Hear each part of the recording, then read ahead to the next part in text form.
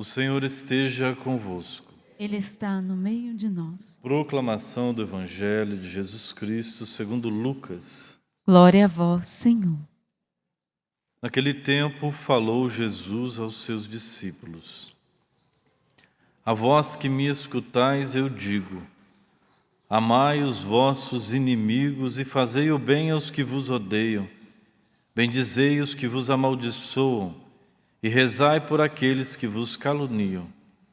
Se alguém te der uma bofetada numa face, oferece também a outra. Se alguém te tomar o manto, deixa-o levar também a túnica. Dá a quem te pedir, e se alguém tirar o que é teu, não peças que o devolva. O que vós desejais que os outros vos façam, fazei-o também vós a eles. Se amais somente aqueles que vos amam, que recompensa tereis?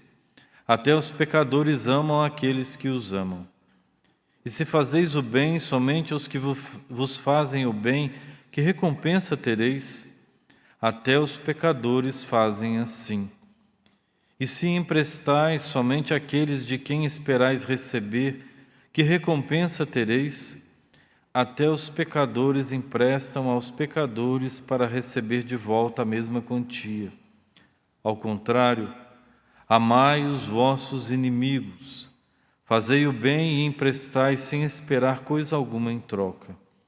Então a vossa recompensa será grande e sereis filhos do Altíssimo, porque Deus é bondoso também para com os ingratos e os maus. Sede misericordiosos, como também o vosso Pai é misericordioso. Não julgueis e não sereis julgados. Não condeneis e não sereis condenados. Perdoai e sereis perdoados. Dai e vos será dado. Uma boa medida, calcada, sacudida, transbordante será posta em vosso colo.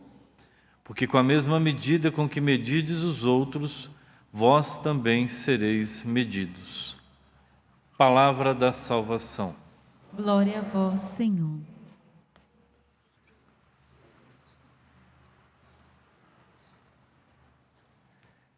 Caríssimo diácono Valdir, amados irmãos e irmãs, nesta quinta-feira em que o Santíssimo Sacramento é adorado, é um dia também de nós fazermos um grande exame de consciência, um exame de vida, porque se dizemos que somos filhos e filhas de Deus, devemos viver como tal. O Evangelho de hoje nos ensina algo que parece difícil de a gente executar. Alguns até têm grande dificuldade para amar aqueles que não nos amam e para tratar aqueles que são nossos adversários com amor e rezar por aqueles que nós julgamos ser maus. É um grande desafio.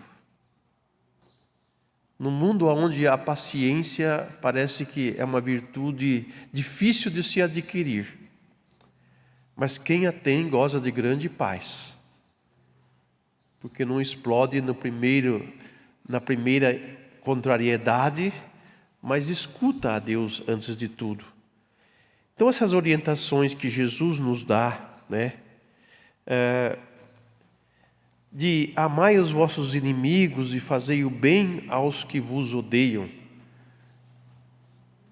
Querer o bem do inimigo e fazer o bem para aqueles que nos odeiam. E não fazer armadilha, a crítica, sabe? A derramar o nosso veneno, destilar o nosso veneno, a fim de querer eliminar o outro, já que como cristão eu não posso tirar a vida de ninguém, mas pela minha língua eu consegui envenenar a vida do outro. Sabe, essas coisas precisam ir caindo de dentro de nós e se desfazendo.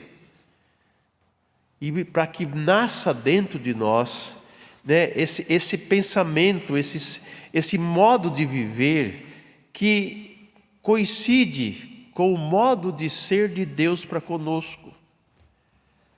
Pense um pouco, como nós tratamos as pessoas que não nos amam, como nós tratamos os nossos inimigos e como Deus trata nós.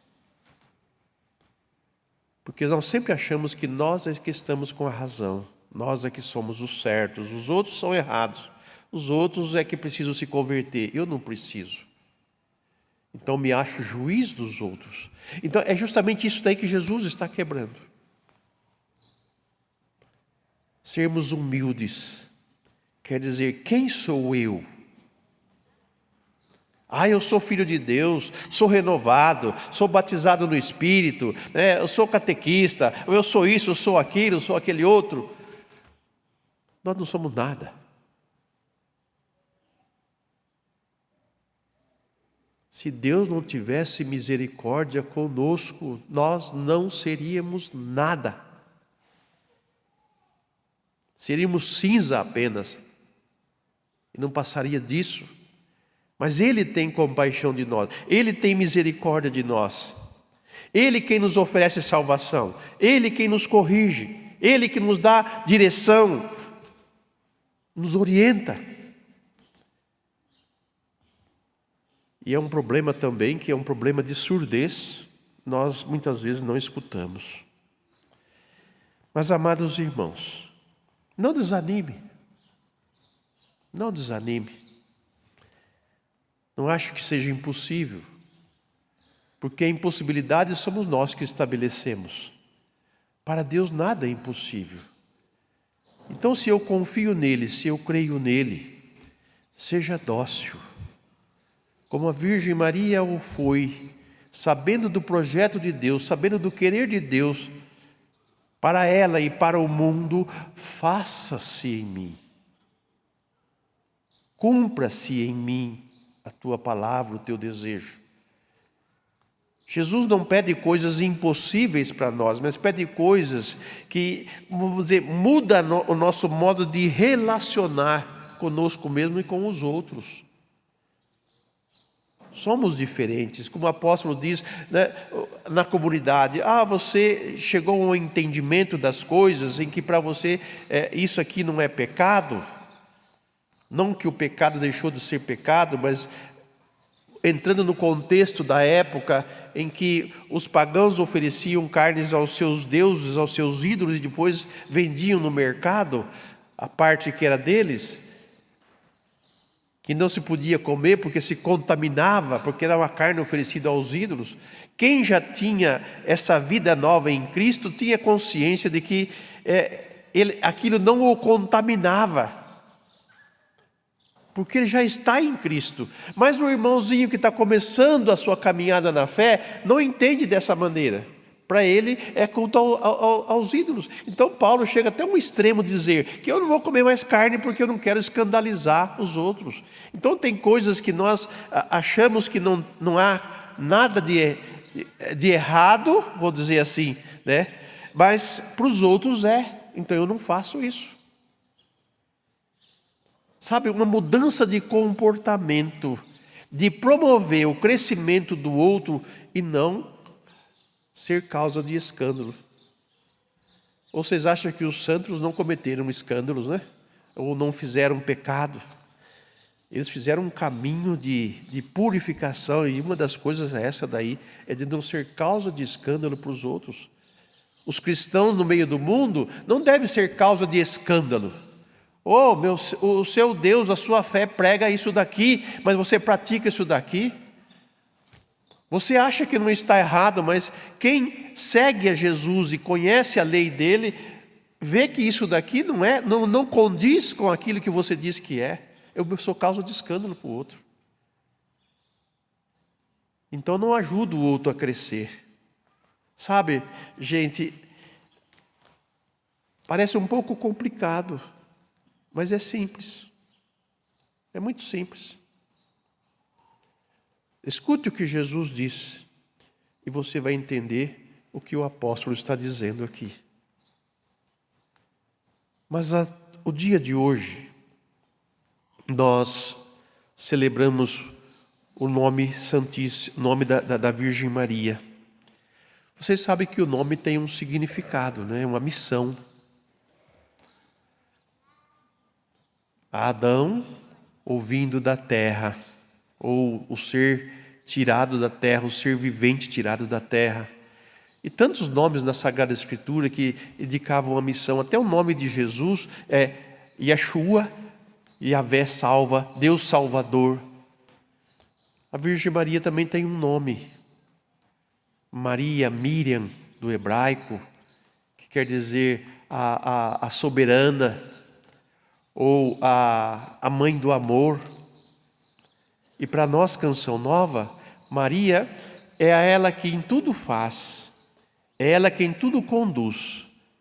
E vocês vão entender isso claramente quando prestarem atenção numa mãe que tem vários filhos e que os filhos às vezes entram em conflito um com o outro, ou um desfaz do outro, e a mãe, ela fica lá, como você diz, tentando ajustar as coisas para que não haja uma briga em casa, para que os filhos vivam bem. E ela vai exortar um, dizer: olha, tenha paciência com o seu irmão, olha, perdoa o seu irmão, peça perdão para ele.